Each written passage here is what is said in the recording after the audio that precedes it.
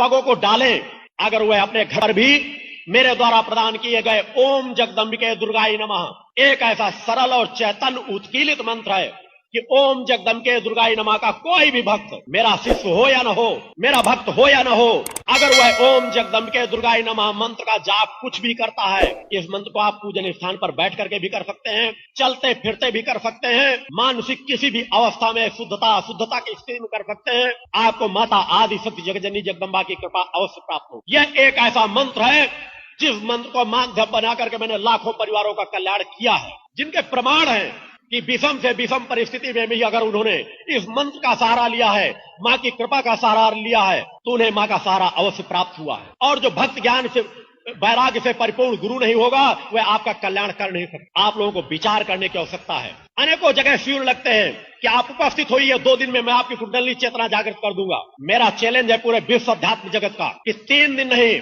अगर वह 3 वर्षों में भी अगर वर्तमान समाज की जो संरचना है मानव की, अगर 3 वर्षों में भी अगर कोई किसी की कुंडली चेतना पूर्ण जागृत कर देगा, तो मैं स्वतः नहीं कह रहा हूं, आप भक्तों के समक्ष इस स्थान पर वचन दे करके जाता हूं कि आजीवन उसकी गुलामी करूंगा, अपने आश्रम, अपनी संस्था, अपने सैकड़ों शिष्यों के साथ उसका अनुयायी बन जाऊंगा। जरा सोचो भक्तों, समाज को कितना बड़ा गुमराह किया जाता है। संभव ही नहीं, क्योंकि उस यात्रा को मैंने तय किया है, प्रकट सत्ता से मैंने एकाकार किया है, मैंने उन परिस्थितियों का आंकलन किया है, और आंकलन करने के बाद मैंने स्वतः पाया है कि वर्तमान कलिकाल में 7 वर्ष के पहले किसी भी स्थिति में संभव ही नहीं कि कोई किसी को चैतन्य बना सके। ये वर्णित है कि चैतन्य गुरु पारस के समान होता है, अगर वह चाहे तो किसी को एक पल में जागृत कर सकता है। मगर मैं इस विश्व अध्यात्म जगत को चैलेंज इसलिए देता हूं कि वह पारसमणि आज विश्व अध्यात्म जगत में किसी अन्य के पास नहीं है, इसलिए वह नहीं जागृत कर सकता।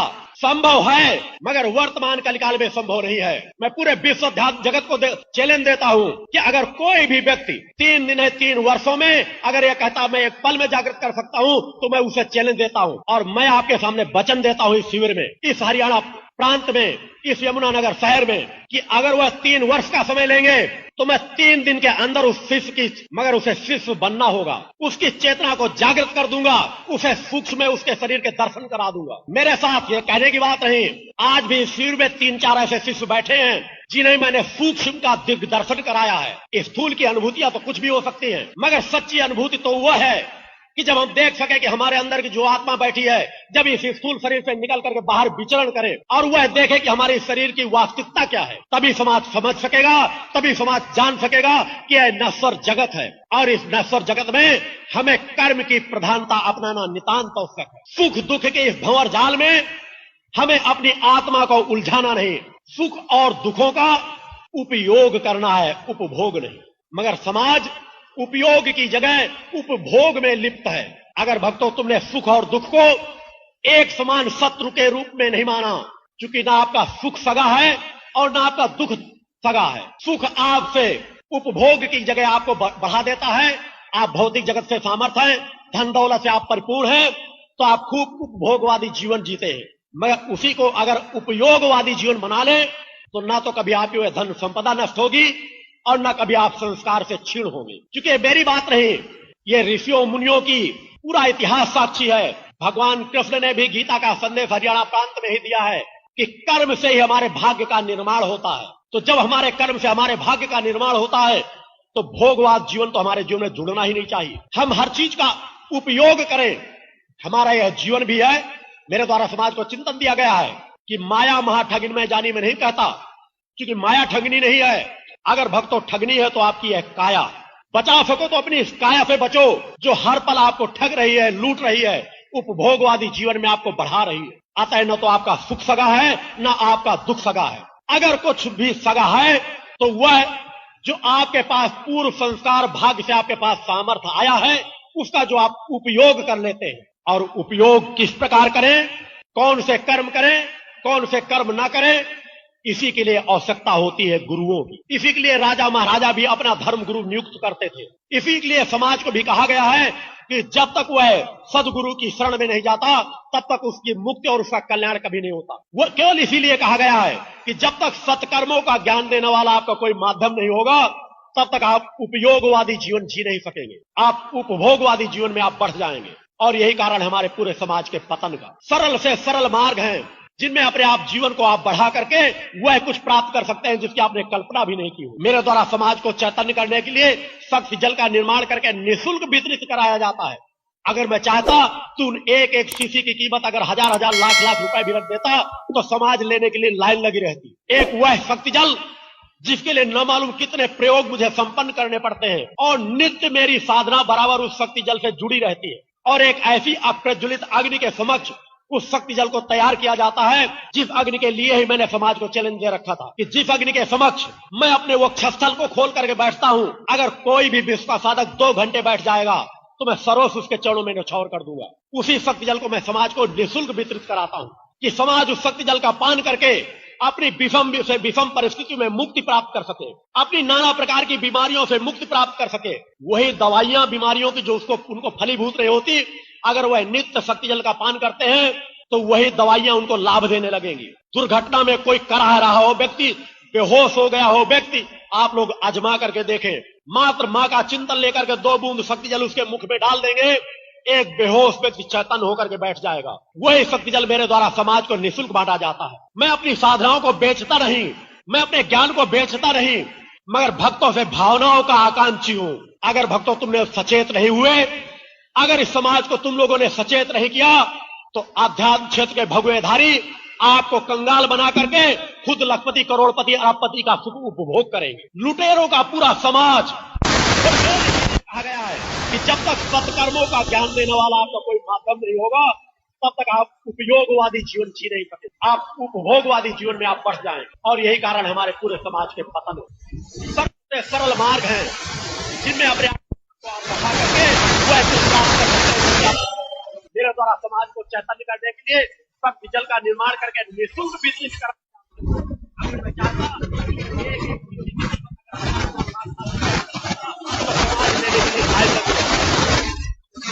एक हुआ शक्ति जल जिसके लिए न मालूम कितने प्रयोग मुझे संपन्न करने पड़ते हैं और नित्य मेरी साधना बराबर उस शक्ति जल से जुड़ी रहती है। और एक ऐसी अप्रज्वलित अग्नि के समक्ष उस शक्ति जल को तैयार किया जाता है जिस अग्नि के लिए ही मैंने समाज को चैलेंज दे रखा था कि जिस अग्नि के समक्ष मैं अपने वो वक्षस्थल को खोल करके बैठता हूं, अगर कोई भी विश्व का साधक 2 घंटे बैठ जाएगा तो मैं सर्वस्व के चरणों में न्यौछावर करूंगा। उसी शक्ति जल को मैं समाज को निःशुल्क वितरित कराता हूं कि समाज उस शक्ति जल का पान करके अपनी विषम परिस्थिति में मुक्ति प्राप्त कर सके, अपनी नाना प्रकार की बीमारियों से मुक्ति प्राप्त कर सके। वही दवाइयां बीमारियों की जो उसको फलीभूत नहीं होती, अगर वह नित्य शक्ति जल का पान करते हैं तो वही दवाइयां उनको लाभ देने लगेंगी। दुर्घटना में कोई कराह रहा हो व्यक्ति, बेहोश हो गया हो व्यक्ति, आप लोग आजमा करके देखें। मात्र मन का चिंतन लेकर के 2 बूंद शक्ति जल उसके मुख में डाल देंगे, एक बेहोश व्यक्ति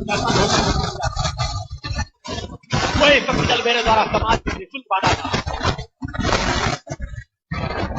मैं अपनी साधनाओं को बेचता नहीं, मैं अपने ज्ञान को बेचता नहीं, मगर भक्तों से भावनाओं का आकांक्षी हूं। अगर भक्तों तुमने सचेत नहीं हुए, अगर इस समाज को तुम लोगों ने सचेत नहीं किया तो आध्यात्म क्षेत्र के भगवेधारी आपको कंगाल बना करके खुद लखपति करोड़पति अरबपति का सुख उपभोग करेंगे। लुटेरों का पूरा समाज आध्यात्म जगत में इस तरह से छा चुका है जिसकी कोई कल्पना नहीं। मैंने इसलिए समाज को समय दिया है और 1 वर्ष का आगे तक का मैंने समय दे रखा है, क्योंकि उसके बाद मुझे अखंड साधनाओं के कुछ ऐसे उनमें रत हो जाना है कि मैं चाह करके भी समय नहीं दे सकूंगा। इसलिए मैंने समाज को समय दिया है कि अगर विश्व की किसी प्रकार की तुलनात्मक प्रतियोगिता एक बार कराई जाए, विश्व के धर्माचार भी इकट्ठे हो, एक प्रकार के 2 कार्य ला करके सामने रख दिए जाएं और देखें कि वह अपने तंत्र मंत्र का पूरा उपयोग कर ले, वह उसे लाभ दे पाते हैं कि एक माँ का एक छोटा सा रजकण केवल एक माँ शब्द के बल पर उनको लाभ दे गुजर। मैंने समाज को कहा है कि जादूकरी और चमत्कार के मैं कार्य नहीं दिखाता, मगर अगर समाज चाहे तो मैं किसी भी मौसम में अपने 11 दिन के यज्ञ में माँ का जो अनुष्ठान करता हूँ, जिसमें मैं माँ का आवाहन करता हूँ, उस यज्ञ में बरसात करा सकता हूँ। ये केवल इस सत्यता को जानकारी देने के लिए कि समाज अगर सत्यता को समझ सके, परख सके, तो मेरे बताए हुए उस मेरे पीछे न दौड़े, क्योंकि मेरे पीछे तुम दौड़ोगे भी तो यह शरीर तुम्हारे पास कब तक रहेगा। अगर मेरे द्वारा उस सत्यता का कुछ एहसास हो तो चल सको तो 2 कदम मेरे बताए हुए मार्ग पर चलो, जो माता आदि शक्ति जगत जननी जगदम्बा की ओर जाता है, उस प्रकट सत्ता की ओर जाता है, जो इस कलिकाल में आपका सहारा बनेगा, जिसके आवाज की होता हर घर घर को है। अन्यथा वर्तमान में जो ग्रह योगों का प्रभाव है, समाज में मानसिक असंतुलन इस कदर बढ़ेगा कि मानसिक असंतुलन में पागलपन के शिकार हर मोहल्ले हर घर में लोग नजर आएंगे। आत्महत्याएं कई गुना ज्यादा बढ़ेंगी। यह वर्तमान परिस्थितियों का आंकलन है। दुर्घटनाओं के योग बढ़ेंगे। एक देश दूसरे देश से युद्ध करेगा। तत्काल तो विश्व युद्ध की ऐसी कोई संभावना नहीं है। अनेकों भक्तों ने मुझसे जानना चाहा है, मगर एक लंबा युद्ध पूरे समाज को झेलना पड़ेगा, जो कई वर्षों तक कभी छोटे रूप में और कभी भीषण और भयंकर रूप में होगा। मानसिक असंतुलन सबसे ज्यादा प्रभाव अगर समाज में पड़ेगा तो मानसिक असंतुलन का पड़ेगा। और भक्तों, अगर आप माँ का सहारा लेना चाहते हो तो मैं उसकी कोई कीमत नहीं लेता। माँ का शक्ति जल मैंने इसीलिए तैयार किया है कि आप लोग अपने घरों में रखें और नित्य जल में एक गिलास जल में एक बूंद डाल लें और उसका नित्य पान करके अपने घर के बच्चों को, अपने परिवार को भी उसका पान कराएं और देखें कि आपको आत्म शांति की प्राप्ति होगी। ओम जगदम्बिके दुर्गाय नमः मंत्र का जाप करें, जिस मंत्र से आपको विशेष अनुभूतियां प्राप्त होंगी, सत्य का एहसास होगा। आप 6 महीने भी उस अनुष्ठान को अपना करके देखें, नित्य कुछ क्रमों को अपना करके देखें, शक्ति जल का उपयोग करें, ओम जगदम्बिके दुर्गाय नमः मंत्र का जाप करें। और यदि और कोई विषम परिस्थिति आपके सम्मुख आ जाती है तो मेरे द्वारा समाज को बताया गया है कि आपको कोई किसी के पास जाकर के दक्षिणा देकर के अनुष्ठान संपन्न कराने की जरूरत नहीं। अपने घर में केवल माँ की 24 घंटे की अखंड ज्योति जला ले, माँ के संक्षिप्त आरती कर ले, पूजन कर ले, जैसा भी आपको ज्ञान हो, और माँ के चरणों में अपनी कामना को रख करके अखंड 24 घंटे के लिए ज्योति जला दे और अपना निवेदन माँ के चरणों में रख दे। और उसके बाद देखें भक्तों कि आपको माँ का सहारा मिलता है या नहीं मिलता। माँ तो कण कण में मौजूद है, हर जगह मौजूद है। हम उसे पुकारे तो हम उसे देख पाए या नहीं देख पाए, मगर माँ हमें हर पल देख रही है। वह प्रकट सत्ता हमें हर पल देख रही है, मगर हम स्वतः मुख मोड़े खड़े हैं। अतः समाज को, क्योंकि आज मैं जिस महत्वपूर्ण चिंतन में देने का पहले चिंतन मैंने बनाया था उसका विस्तार बहुत लंबा हो जाता, इसलिए मैंने सोचा समाज को वह मार्ग ही बताऊं जिस मार्ग को समाज की आवश्यकता है। कि जिन क्षणों तक वह मेरे पास बैठा है उन क्षणों तक जो मेरे नेत्रों में है उनके प्रति मेरा क्या चिंतन है, मेरा क्या कर्म है, कर्तव्य है, इसका ज्ञान मुझे है कि इन महत्वपूर्ण परिस्थितियों में वह मेरे साथ कितने क्षण गुजार रहे हैं। मगर वह मार्ग भी बताना मेरे लिए आवश्यक है जिस मार्ग को वह लोग अपनाएं। आपको किसी साधु संत सन्यासी के पास भटकने की जरूरत नहीं। आपको किसी चीज का ज्ञान है या नहीं, आप अपने घर में माँ की केवल अखंड 24 घंटे की ज्योति जला लें। आप चाहे तो, चूंकि मेरे द्वारा अभिमंत्रित चैतन्य और मेरा चिंतन उस कुमकुम से जुड़ा रहता है, वह कुमकुम स्टॉल से ले ले और बाजार से जाकर चाहे जितना उसमें मिला ले, अगर वो आपका घट जाए, और नित्य अज्ञाचरण पर कुमकुम का तिलक लगा करके देखे। मेरा चैलेंज है, अगर किसी के गले में लाल रक्षा कवच पड़ा हुआ है, कुमकुम का तिलक लगाए हुए है और शक्ति जल पर जिसकी आस्था है और नित्य पान करता है शक्ति जल का, दुनिया का कोई से बड़ा तांत्रिक उसका अहित नहीं कर सकता। ये बात केवल उन्हीं की बात रही।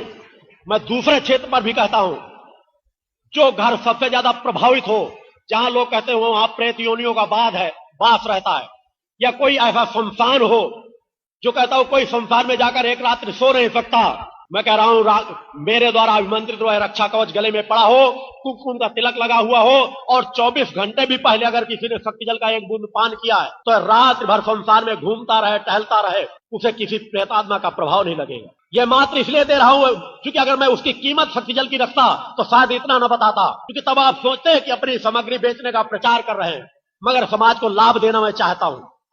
आपके घरों में आपके बच्चों को नजर लग जाए, अचानक कोई ऐसी बीमारी हो जाए जिसमें कोई दवा लाभ न कर रही हो, अचानक आपको उलझन हो जाए, अचानक कोई घर में आपके बेहोश होकर के गिर जाए, केवल माँ के नाम की 2 अगरबत्ती घर में लगा दीजिए और वह शक्ति जल 2 बूंद उसको पिला दीजिए। आप देखें उसको तत्काल लाभ मिलेगा। बहुत ज्यादा घातक और विषम परिस्थिति है तो 10-10 मिनट में, आधे घंटे में 2-3 बार शक्ति जल पिला दीजिए। आपको ऐसी स्थिति प्राप्त होगी जो आपका डॉक्टर 1000-2000 आपसे फीस और दवाओं का पैसा लेकर भी नहीं दे सकेगा। इन परिस्थितियों से लाभ लेने वाले साधक भक्त यहाँ उपस्थित हैं। क्योंकि मैं समाज के बीच जाता हूँ तो वह मार्ग का चिंतन और चेतना देने के लिए, जिससे समाज का कल्याण होना है। अन्यथा कथाओं के लिए अगर मैं अपने शिष्यों को बैठा दूं तो वही कथाएं बहुत कुछ कहते रहेंगे। आपका गुरु इस आसन पर अगर आता है, बैठता है, तो हर पल चाहता है कि जो भी शिष्य मेरे नेत्रों के समक्ष बैठे हैं उन पर मैं अपने नेत्रों की ऊर्जा से वह कुछ बराबर प्रदान करता रहूं जो उन्हें वर्षों किसी साधु संतों की लंगोटी धोकर के भी प्राप्त नहीं हुआ। मेरे शिष्य जो मेरे बहुत नजदीक रहते हैं उनसे आप पूछें कि मैं स्वतः भी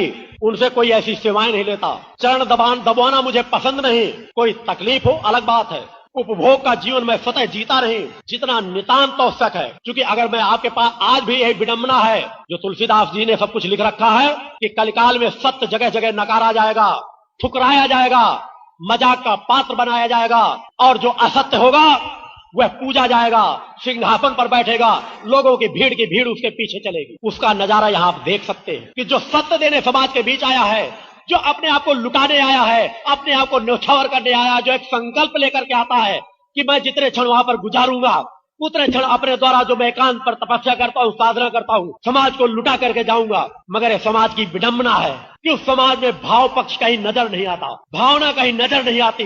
कई बार विचार आता है कि जो मैंने ये संकल्प ले रखा कि समाज में वर्ष में 2 बार समाज के बीच जाऊंगा, उसे संकल्प से बांध लूं कि मैं अपने आश्रम से कहीं भी समाज के बीच प्रवेश ही नहीं करूंगा, क्योंकि मुझे जो कुछ करना है वह मैं 7 तहखाने के अंदर से भी कर सकता हूं। मगर मैं जानता हूं कि शरीर का भी जितना उपयोग यदि अगर समाज कर ले तो वह उसके लिए और अच्छा होगा। मेरी साधनाएं, मेरे कर्म तो अपनी तरह से चल ही रहे, मगर मैं जानता हूं कि वहां पे बैठ करके समाज मेरी वाणी को सुन नहीं सकेगा, मेरी व्यथा को देख नहीं सकेगा, मेरी तड़प को देख नहीं सकेगा। मैं तो आज भी कहता हूं कि मैं लंगोटी लगा करके एक पत्थर की शिला पर भी अब पूरा जीवन गुजारने के लिए तैयार हूं, मगर समाज केवल मेरे बताए हुए मार्ग पर चले। आज अगर मैं सामान्य अवस्था में और आ जाऊं तो समाज तो और सत्य को ठुकरा देगा। मुझे अपने ही शब्दों में सत्य बार बार संबोधित करना पड़ता है। यह मैं अपने आप की बड़ाई करने के लिए नहीं कह रहा, क्योंकि अगर मैं कुछ भी अपने बारे में कहूंगा तो बिना मैं शब्द के संबोधन से कुछ कह नहीं सकता। भगवान कृष्ण ने भी मैं शब्द में ही संबोधन करके सब कुछ कहा है। जितने ऋषि मुनि, राम कृष्ण, परमहंस, जो कुछ भी जितने भी लोग हुए हैं, सभी लोगों ने मैं का उपयोग किया, केवल मैं ही नहीं कर रहा, क्योंकि मेरा मैं इस स्थूल शरीर से जुड़ा हुआ नहीं है, इस भौतिक जगत से जुड़ा हुआ नहीं है। मैं जब अपने मैं को बोलता हूं तो अपने सूक्ष्म के बल पर, अपनी आत्मा के बल पर, माता आदि शक्ति जगत जननी जगदम्बा के बल पर और माँ की कृपा के बल पर बोलता हूं, जो सत्य का बल है। और यह सत्य का बल मैं कहीं जादूगरी, चमत्कार या आडंबरों को बढ़ाने के लिए कभी नहीं देता। मैंने बार बार कहा है कि मेरी इस आध्यात्मिक यात्रा में अगर 5 साल का बच्चा भी बता देगा गुरुजी आप इस यात्रा से समाज को इससे अहित हो रहा है, तो मैं उसे भी नमन भाव से उसकी बताई हुई बात को स्वीकार कर लूंगा। मेरे अंदर कोई गर्व और घमंड नहीं। मैं भक्तों आपके पास कोई बड़ी कथानकों को सुनाने नहीं आया, क्योंकि अगर जब आप कथानक ही सुनना चाहेंगे तो मेरा चैलेंज है कि इस अवस्था में मैंने जो माँ की कृपा को प्राप्त की है, दुनिया विश्व में किसी भी धर्म, संप्रदाय, जाति का ऐसा कोई धर्म ग्रंथ नहीं है जिसका विवेचन मैं न कर सकूं, जिसकी व्याख्या मैं न कर सकूं, जिसका ज्ञान मैं न दे सकूं। और यह सब कुछ पाया है मैंने मां शब्द के बल पर। मैंने कहा समाज समझे देखे तो मैं किसान परिवार में जन्म मैंने लिया है, समाज की हर परिस्थितियों को मैंने झेला है, समझा है, जाना है। मैंने सभी परिस्थितियों को खुद भोगा है। मैंने अपने शरीर को तपाया है माँ की कृपा से। समाज की विषम परिस्थितियों को देख करके तड़पता हूँ कि समाज किस तरह से लूटा जा रहा है, किस तरह से ठगा जा रहा है। कौन देगा समाज को मार्ग? माँ तो कण-कण में मौजूद है, मगर जब तुम्हारे पास देखने की आंखें नहीं है तो माँ की बातें कैसे सुन सकोगे? तुम्हें आवश्यकता है एक मार्गदर्शक की जो तुम्हारे बीच बैठ सके, तुम्हारे साथ यात्रा तय कर सके, तुम्हें सब परिस्थितियों से अवगत करा सके कि सत्य क्या है, असत्य क्या है, असत्य का ज्ञान करा सके और सत्य का ज्ञान करा सके। मैं अपने आप को बहुत बड़ा साधु सन्यासी नहीं मानता, मैं तो माँ का एक रजकण हूँ। मैं ऋषियों की एक परंपरा की एक कड़ी हूँ। समाज को सत्य का एहसास कराना ही मेरा एक कर्म है, क्योंकि मैंने माँ के चरण में संकल्प लिया है कि उन 100 सेव जो मेरे 100 महाशक्ति यज्ञ बचे हैं उनके माध्यम से समाज में माँ मैं वातावरण डालूंगा, एक समाज में परिवर्तन डालूंगा। तुम्हें सचेत होने की जरूरत है। आज जगह जगह जो डेरे लगे हुए हैं, कोई चौकी लगाता है, वह सब आडंबर है। कहीं पर भी अगर मैं कह दूं वहां पर प्रेत आत्माओं का तो वास हो सकता है, देवी देवता कभी किसी के शरीर में अभुआ करके नहीं आते। जिस तरह के वह डेरे बनाए बैठे हैं कि दिन में राम राम और रात में पौआ चलता है, वह आपका कल्याण नहीं कर सकेंगे। मैं नहीं कह रहा हूँ, आप लोग बुद्धिजीवी वर्ग के लोग हैं, पढ़े लिखे हैं, मगर आज शासन तो ज्ञान का दुरुपयोग कर ही रहा है कि अच्छे से अच्छे क्लास 1 अधिकारी जो बेचारे 16-16, 17-17 साल तक दिन रात अध्ययन कर करके क्लास 1 अधिकारी बनते हैं, वह अंगूठा छाप नेताओं के पीछे पीछे घूम रहे हैं। तो राजनीति तो ज्ञान का दुरुपयोग कर ही रही है, मगर कम से कम जो आपकी आत्मा है, जिस पर आपका अधिकार है, उसे तो अज्ञानियों का गुलाम मत बनने दो। आपकी आत्मा जो प्रकृति सत्ता की आत्मा है, आत्मा और परमात्मा को एक रूप कहा गया है, उसे सोचो, समझो, जानो और पहचानो। हर मनुष्य के अंदर एक आत्मा बैठी हुई है। मैं नहीं कहता तुम मुझे मानो, मैं नहीं कहता तुम मेरे बताए हुए मार्ग पर चलो ही, मगर क्या तुम नहीं मानते कि तुम्हारे अंदर कोई चेतना बैठी है जब भी वह चेतना निकल के जाती है तो आपका शरीर नष्ट हो जाता है। 10-12 घंटे के अंदर आपके शरीर में दुर्गंध आ जाती है, तो आप अपने अंदर की उस चेतना को तलाशते क्यों नहीं, उसे खोजते क्यों नहीं? और उसे खोजने का बहुत सरल मार्ग है। बहुत बड़ी बड़ी साधनाओं की आवश्यकता प्रारंभ में नहीं, आवश्यकता है कि आप केवल नशा मुक्त जीवन जिए। क्योंकि जब तक आप नशा मुक्त जीवन नहीं जिएंगे तब तक आप कभी भी आत्मा से एकाकार नहीं कर सकते। आप तक आत्मा में पड़े हुए आवरण को आप हटा नहीं सकेंगे। यदि आप नशा मुक्त जीवन जीने का संकल्प ले लें कि हम नशा मुक्त जीवन जिएंगे और कुछ समय शांत एकांत में बैठ करके, अगर आप हो सकता है आप किसी दूसरे धर्म के अनुयायी हो सकता है माता भक्ति को आप मानते ही ना हो, मगर आप अपने आप को तो मानते हैं कि आप जीते जागते हैं, आप शांत एकांत स्थान पर बैठ जाएं। हो सके तो उस स्थान को थोड़ा सुगंधित कर लें, क्योंकि दुर्गंध आपको विचलित करेगी और सुगंध आपको एकाग्रता प्रदान करेगी। और शांत चित्त बैठ करके किसी भी आसन में, जिस आसन में आप बैठ सके, अपने दोनों भुवों के मध्य आज्ञा चक्र पर ध्यान लगा करके अपने आप को शून्य में ले जाएं। क्योंकि सत्यता को आप पाएंगे कैसे? क्या इस भौतिकवाद के झंझावातों में? क्या आपके विचारों के प्रवाह जो चारों तरफ उथल पुथल कर रहे हैं? क्या आपकी इंद्रियां जिस तरह से बेलगाम घोड़ों की तरह दौड़ रही हैं, उन झंझावातों में आप ध्यान लगा सकेंगे, आत्मा को पहचान सकेंगे? ऐसा संभव नहीं। उस आत्मा को जानने पहचानने के लिए आपको एकांत की आवश्यकता होगी। आप मंदिरों में नहीं जा सकते, कोई आवश्यकता नहीं। आप अपने घर में कोई छोटा सा स्थान बना लें, किसी भी साफ सुथरे स्थान पर आप बैठ जाएं, जो भी आसन आपको लगाने में सुविधा हो, जिसमें आप 10-15 मिनट भी शांत से बैठ सकते। पूरे कमर की मेर के दंड को आप सीधा कर लें। सीधा करके आप चाहें तो हाथों को बीच में रख लें, चाहे तो ऐसे रख लें, या जिस अवस्था में चाहे रख लें जैसे आपको सुविधा हो। क्योंकि हाथों का रखना विशेष महत्वपूर्ण नहीं है। और दोनों भुवों के मध्य में अपने नेत्रों को बंद करके बिल्कुल शून्यवत हो जाएं। अगर आप किसी इष्ट से जुड़े हुए हैं, किसी गुरु के से जुड़े हुए हैं, तो पहले उसका मंत्र जाप करें। मगर आप अगर शून्य में जाना चाहते हैं तो पहले अपने आप को शांत एकांत में एकाग्र करें। आप देखें, बाहर की आवाजों से आप कटाव करें अपने आप को धीरे धीरे। पहले आपका मन विचलित होगा, नाना प्रकार की स्थितियों में भटकेगा, मगर जब आप सतत प्रयास करते रहेंगे, अभ्यास करते रहेंगे, तो आपके अंदर एकाग्रता आएगी और आप देखेंगे कि धीरे धीरे आपका शरीर शून्यवत होता चला जाएगा। आपका शरीर बिल्कुल हल्का हो जाएगा। कई बार आपको एहसास होगा कि हमें पता ही नहीं चला कितना हमारा समय गुजर गया। और जब आपके अंदर केवल आज्ञा चक्र में शून्यवत बनाने की स्थिति आ जाएगी, एक बिंदु बनने की स्थिति आ जाएगी, तो आपको अनुभूतियां आपकी बढ़ने लगेंगी। स्वप्नों के माध्यम से आपको संकेत मिलने लगेंगे और आपकी अंतरात्मा से स्वतः प्रेरणा उठने लगेगी कि आपको किस सदगुरु की शरण में जाना है। आपकी अपनी आत्मा जिस परम सत्ता से जुड़ी हुई होगी, खींच कर वहां पहुंचा देगी। एक बार नहीं, बार बार आपको प्रेरणा देगी, खींच कर पहुंचा देगी। का तात्पर्य नहीं कि आप मेरे सम्मुख आ गए हैं तो आप उसी शब्द को लागू कर लें। क्योंकि मैं अपने से जुड़ने के पहले शिष्यों को बार बार कहता हूं, एक बार नहीं 1000 बार सोचो। जब आप एकांत में महीनों गुजार लो अपने घरों में, बार बार आपके अंतःकरण से प्रेरणा उठे कि तुम्हें मेरा शिष्य बनना है, तभी शिष्य बनो। अन्यथा मैं तो पूरे समाज के लिए एक भाव से पूरे समाज को स्वीकार करता हूं। मगर आपके अंदर जो आत्मा बैठी हुई है, उसको तलाशने का आपको कर्म करना चाहिए। आप चाहें तो अपने घरों में ही बहुत कुछ प्राप्त कर सकते हैं। केवल अगर नित्य आप 1 घंटे का समय देने लगे, आधा घंटे में 2 बार भी दे सकते हैं।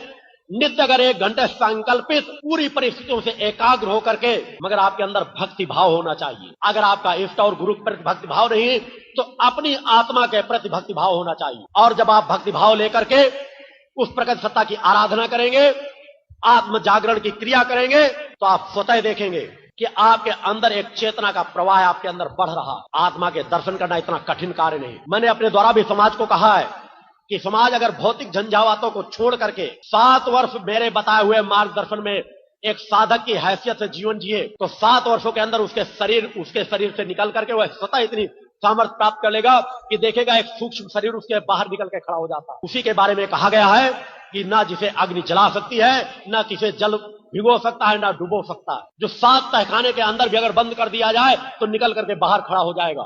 यही कारण है मेरे भक्त अनेक, मेरे जो शिष्य हैं, जो समर्पण भाव से नित्य अपनी क्रियाओं में रत रहते हैं, अनेकों स्थानों पर मेरे दर्शन करते हैं। क्योंकि वो कोई अतिशयोक्ति की बात नहीं। अनेकों भक्तों को मैं उन स्थितियों को मैंने एहसास कराया है।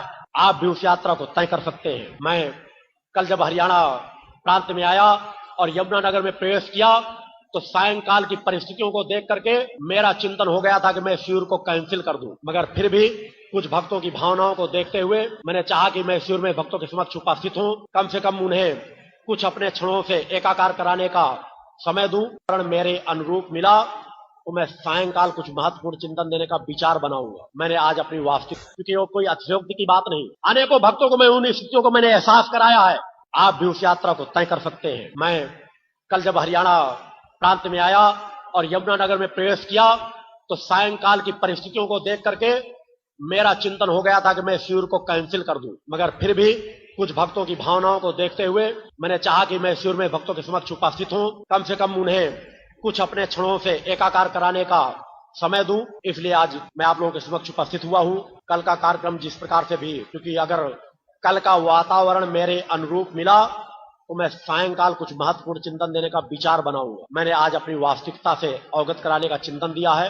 आपका गुरु किस तरह से भक्त ज्ञान और वैराग्य से परिपूर्ण होना चाहिए, किस तरह आपको शक्ति जल से लाभ लेना है, किस तरह से अगर आप रक्षा को अच्छे चाहें तो जहां आप दूसरे क्षेत्रों में लाखों करोड़ों खर्च कर देते हैं वह आप केवल रक्षा कवच मात्र से लाभ ले सकते हैं। दुनिया में जितने आडंबर फैले हुए हैं उनसे थोड़ा सचेत करने का मैंने चिंतन दिया। जगह जगह जो चौकियां लगती हैं, क्योंकि इस बात का प्रवाह है हरियाणा में ज्यादा है, अब हुआने लगते हैं कि हमें देवी और देवता आ गए। मैं चैलेंज करता हूं कि उनके ऊपर भूत प्रेतों की सवारियां तो आ सकती है, मगर कभी देवी देवता की सवारियां नहीं आती। जगह जगह जो डेरे जमाए बैठे हुए हैं वह आपको खुद केवल लूट रहे हैं। अगर हो सके, अगर माँ के इस रजकण की थोड़ी सी व्यथा अपनी अंतरात्मा में अगर आज रात को आप महसूस कर सके, अगर आपको लगे कि वास्तविक रूप में मैं आपके बीच अगर आया हूं तो आपको कुछ प्रदान करने आया हूं, आपसे कुछ लेने नहीं आया हूं, तो आप कल मेरे द्वारा बताए हुए जो आज मैंने मार्ग बताया है उस मार्ग को अपना कर, चूंकि मैं नित्य प्रति माँ के चिंतन जिस गति से मुझे जिस ओर बढ़ा रहे हैं, मैं बहुत कुछ समाज से अपने आप को काटता जा रहा हूं। समाज से काटने का तात्पर्य भौतिकवाद के समाज से। जितना मैं एकांत होता जा रहा हूं उतना ही समाज के लिए मेरे कर्म और बढ़ते जा रहे हैं, क्योंकि स्थूल से अधिक सूक्ष्म, सशक्त और ताकतवर होता है। अगर वह व्यथा आप लोगों को नजर आए तो मेरे बताए हुए उन मार्गों को आप लोग अपनाएंगे। और अगर केवल भौतिक जगत के कथा वाचकों से आप संतुष्ट हैं तो मैंने कहा अगर समाज ये भी दृश्य देखना चाहता है तो मैं किसी भी अपने शिष्य को, अगर समाज चाहेगा 5 मिनट अपने सामने बिठा करके जिस क्षेत्र में कह दूंगा उस क्षेत्र में धारा प्रवाह बोलता चला जाएगा। मगर कथाएं भक्तों आपका कल्याण नहीं करेंगी। उन कथाओं में आप थोड़ी देर को तो रच बच सकते हैं, थोड़ी देर के लिए तो आपको मनोरंजन कर सकती हैं, मगर कथाओं से आपका कल्याण नहीं होगा। एक कान से सुनेंगे, दूसरे कान से निकल जाएंगे। राम और कृष्णों का बखान करते करते तो न मालूम कितना समय गुजर गया, मगर आज एक राम मंदिर बनवाने के लिए हजारों चढ़ा दी गई, मगर कोई भी राम का भक्त साधक चैतन्य ऐसा खड़ा नहीं हुआ समाज के बीच जो कह सके राम की कृपा मुझे प्राप्त है, मैं मर्यादा पुरुषोत्तम राम का भक्त हूँ। राम का मंदिर बनवाने के लिए हत्याएं करने की जरूरत है, मेरे अंदर तपबल है, मैं राम का मंदिर बनवा सकता हूँ। जरा सोचो समझो विचार करो। अगर उस संतों साधुओं के हुजूम पे अगर कोई भी राम की भक्ति होती तो वहाँ हजारों राम भक्त के नाम पर सर नहीं कटवा दिए जाते। मैंने बहुत पहले चैलेंज रखा था कि समाज अगर वह भी जानना समझना चाहता है तो यह रचकण आज भी कह रहा है बिना किसी विवाद के, अगर समाज किसी क्षेत्र में देखना चाहता है माँ की कृपा को, मेरी अपनी कृपा नहीं, मेरी अपनी सामर्थ्य नहीं, तो मैं वह राम मंदिर बिना विवाद के मात्र 1 वर्ष में उसका हल निकाल करके निर्माण कार्य की ओर गति करता। वैसे कार्य क्षेत्र मेरे कर्म क्षेत्र में जुड़ा हुआ नहीं, मेरा जीवन माँ के चरणों में कुछ साधनाओं में रत रहने का, एक ऐसे अद्वितीय स्थल का निर्माण करने का है जो सतत साधनाओं में वहाँ स्थान चैतन्य, जिस स्थान से मैं आया हुआ हूँ वहाँ पर माँ का दुर्गा चालीसा अखंड पिछले 2.5 वर्षों से प्रारंभ करा रखा गया, जो अखंड अनंत काल तक चलता रहेगा। इसी तरह के अनेकों अनुष्ठान जहाँ पर प्रारंभ हो, एक ऐसा धरती पर आश्रम बन सके जो पर्यटक स्थल न हो, साधना स्थली हो। अतः मेरा कर्म बहुत कुछ उन क्षेत्रों से जुड़ा हुआ, मगर मैं समाज की व्यथा को, जो लोग कहते हैं बिना चमत्कार देखे हमको कुछ एहसास होगा ही नहीं, जब तक हम कुछ अनुभूतियां प्राप्त करेंगे नहीं तब तक हमें कुछ प्राप्त होगा ही नहीं। अतः पूरी भक्तों के लिए कह रहा हूं, मेरे साथ आज भी कम से कम यहाँ आए हुए हैं, उन्होंने मेरे विराट रूप के दर्शन किए, जिनके सामने मैंने विषम परिस्थितियों को मैंने ठीक किया है। अजमेर भी यही आप लोगों के बीच बैठा हुआ होगा, आया हुआ है। उसके भाई की 6 महीने पहले मैंने मृत्यु की तारीख बताई आपके हरियाणा का। आप कहते जब हम देखेंगे समझेंगे तब जानेंगे। 2 लोगों के बारे में मैंने 2 घटनाएं बताई थी। इंद्रपाल आहूजा जिसने मेरे चौलों का पूजन किया, उसके लड़के की मृत्यु की तारीख मैंने बताई थी, और उस अजमेर के भाई की मृत्यु की तारीख मैंने बताई थी। और मैंने कहा था कि अगर मेरे बताए हुए दिन पर इनकी मृत्यु निश्चित है, मगर अगर तुम चाहो तो माँ की कृपा से मैं एक मृत्यु को टाल सकता हूँ। अगर दोनों की मृत्यु टल जाती तो समाज ये कहता कि करवाने के लिए ऐसा कहना होगा। मगर माँ की बहुत अनुकंपा हर मेरे साथ है। माँ ने कुछ ऐसी परिस्थिति निर्मित की, एक भक्त को मैंने कई प्रमाण दिए थे, हस्तरेखा के माध्यम से, मस्तक की रेखा के माध्यम से, शरीर की बनावट के माध्यम से, कि देखो ये मेरा ही ज्ञान नहीं, उन पुरानी पुस्तकों पर भी वर्णित मैं ज्ञान दिखा सकता हूँ कि अगर ऐसी परिस्थिति हो तो उस व्यक्ति की मृत्यु कब होगी। मगर अजमेर का परिवार न वह मान सका मेरी बताई हुई, और कहा गुरु जी तो केवल करवाने के लिए ऐसा कह रहे हैं। मगर एक दूसरे भक्त ने वह पालन किया और महाशक्ति यज्ञ में वह बच्चा उपस्थित रहा, वह आज भी जीवित है, मेरा शिष्य है और मेरे सभी कार्यक्रमों में भाग ले रहा है। इंद्रपाल आहूजा जिन्होंने चरण पूजन किया था उनका लड़का ही है, और अजमेर आपके बीच बैठा हुआ जिस तारीख को मैंने बताया था उसी तारीख पर उसकी मृत्यु हुई। ये हरियाणा की ही घटना है, कहीं बाहर की नहीं। एक प्रकार की दो घटनाएं जिनका आप आंकलन कर सकते हैं। और फिर भी कह रहा हूं, अगर कल तक आप ये बात झूठी साबित करा दे उनसे मिल करके दोनों से, और ऐसी घटना नहीं घटित हुई, तो कल मैं पुनः अपने बीच किसी न किसी व्यक्ति के बारे में ऐसी जानकारी देकर जाऊंगा जिसका आंकलन आप लोग कर ले। मगर यदि उसे आप गलत बता देता हूं, क्योंकि बार बार एक ही बात का चमत्कार करना मेरा कर्म है। मगर मैं चाहता हूं आप सत्य को देखो, समझो, जानो और पहचानो, और 2 कदम उस यात्रा में तय कर सको, चल सको, जिससे आपका कल्याण होना है। आपका कल्याण कोई दूसरा आकर के नहीं कर जाएगा। अगर आपको कल्याण करना है तो अपनी बुद्धि का कुछ उपयोग करना होगा और सोचना होगा, समझना होगा, कुछ बुद्धि का उपयोग करके एकांत में कुछ क्षण बैठना होगा। छोटे छोटे जो है डेरे डाले बैठे हैं, जो चौकियां लगाते हैं, जिन्हें आप यदि दक्षिणा न दे तो भूखों मर जाएं, क्या वह आपका कल्याण करेंगे? अगर लगे कि कल्याण नहीं कर सकते तो अपने आप को उनसे अलग करो। इस तरह के लोग आपके घरों में ऐसी भभूत भेज देंगे, ऐसी सामग्री भेज देंगे कि कभी पत्नी में लड़ा देंगे, कभी बाप बेटे में लड़ा देंगे, और आपका पूरा घर अशांत हो जाएगा। अशांत से अगर बचना है खुद केवल माँ की शरण में आ जाओ। अपने घर में केवल माँ की ज्योति जलाने का ज्ञान प्राप्त कर लो, वह सब कुछ प्राप्त हो जाएगा जो डेरे वाले नहीं दे पाएंगे, जो चौकी लगाने वाले नहीं दे पाएंगे। क्योंकि मुझे उन क्षेत्रों का ज्ञान है, मैं जहाँ समाज का ज्ञान रखता हूँ, जहाँ धर्म का भी मुझे ज्ञान है कि किस तरह से बड़े बड़े जादूगरी की स्थितियां दिखा करके किस तरह के आडंबर रचे जाते हैं।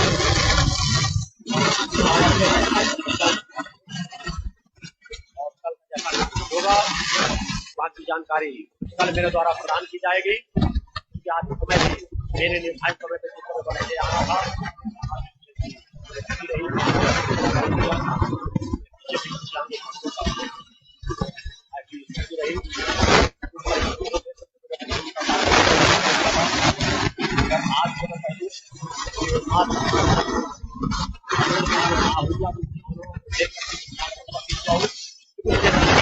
बार बार कहा है कि समाज क्या चाहता है। अगर मेरी बताए हुए मार्ग पर चल जाए तो पूरे समाज को मैं रोटी, कपड़ा और मकान उपलब्ध करा सकता हूँ।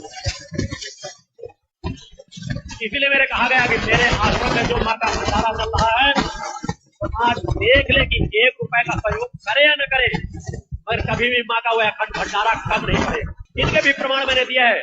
यहाँ पर कमलेश गुप्ता आए हुए हैं, जिस जगह यज्ञ में मैं घटनाएं इसलिए दे रहा हूँ क्योंकि आप लोग प्रवचन में सत्य जानना चाहते हो, उस सत्य की जानकारी देने आया हूँ कि कमलेश गुप्ता से आप मिले, जहाँ पर केवल 500 लोगों का भोजन बनाया गया था, और एक भक्त ने अहंकार में कह दिया था कि गुरु जी यहाँ तो जितने लोग आए उनको हम भोजन करा ही देंगे। मैंने कहा है कि अगर मैं चाहूँ तो जहां पर भी चाहूँ वहां पर अव्यवस्था फैला सकता हूँ, जिस जगह चाहूँ, जिस नगर के नगर को चाहूँ तो उच्चाटित कर सकता हूँ। तुम में सामर्थ्य नहीं कि ऐसा कोई भंडारा कर सको। उन्होंने कहा गुरु जी आप चाहे जितने भक्तों को अपने चिंतन में खींच लीजिए, क्योंकि वहां कोई प्रचार प्रसार नहीं किया गया था, बिल्कुल शून्य था, एकांत साधना चल रही थी। कुल मिला के 400-500 लोग उपस्थित थे। मैंने कहा अगर मैं 7 तहखाने से समाज को खींचने लगूंगा तो समाज की भीड़ इकट्ठी हो जाएगी। उन्होंने कहा गुरु जी 500 व्यक्ति ज्यादा आप 1000 को बुला लेंगे, हम 1000 की व्यवस्था कर लेंगे। मैंने कहा अगर तुम 1000 की व्यवस्था कर लोगे तो मैं 2000 बुलाए देता हूँ। उन्होंने कहा गुरु जी 2000 की व्यवस्था किए लेते हैं। मैंने कहा 4000 बुलाए देता हूँ। मेरा इतना कहते हैं कमलेश गुप्ता को ज्ञान था, मेरी अनेकों अनुभूतियों को, अनेकों कार्यों को देख उन्होंने तुरंत उनको रोका। और उतना छोटे से अहंकार को तोड़ने के लिए मैंने, जहां 500 व्यक्ति थे, जब भोजन भंडारा शुरू हुआ तो वहां 25,000 की भीड़ उपस्थित होने लगी। एक छोटे से शहर में लाइन की लाइन लगने लगी और वो भंडारा कराने वाला रोने लगा, तड़पने लगा कि हमारी अब बेइज्जती हो जाएगी। मैंने कहा बस तुम्हारा गरूर चूर हो गया। मैंने कहा यह तुम्हारा भौतिकतावाद का गरूर था। और देखो जो माँ के गर्भ पर बोलता है, क्योंकि जिसे अपने इफ्क पर गर्व और घमंड नहीं, वह इफ्क का भक्त कहलाने का लायक नहीं। जो अपने गुरु पर गर्व नहीं करेगा, जो अपने इफ्क पर गर्व नहीं करेगा, उसे जीवन जीने का हक नहीं। मैंने कहा अगर तुम अब माँ की भक्ति को देखना चाहते हो तो थोड़ा सा भंडारे का प्रसाद मुझे ले आओ और जाओ पंगत बैठाओ, जितने लोग आते हैं भोजन कराते जाओ। जो भोजन तुमने 500 लोगों को बनाया है वह भोजन कभी कम नहीं पड़ेगा। हमने रूपा का पूरा परिवार आया हुआ है, कई फंसाए हुए हैं, आप उनसे मिले, जाने और समझे, देखे कि यह अन्नपूर्णा का प्रभाव है, मेरा कोई प्रभाव नहीं। जिस पर माता आदि जगदम्बा जगदम्बा की कृपा होती है, महालक्ष्मी, महाकाली, महासरस्वती हर पल उसके साथ होती है। इस तरह के भंडारे का एहसास एक से नहीं अनेकों जगह पर मैंने कराया। मैं केवल इसलिए नहीं करा, मैं इसलिए करा कि अगर माँ की भक्ति और चिंतन में आप लोग अपने आप को रद्द करें तो ज्यादा नहीं, अपने घर पे आप सब करें।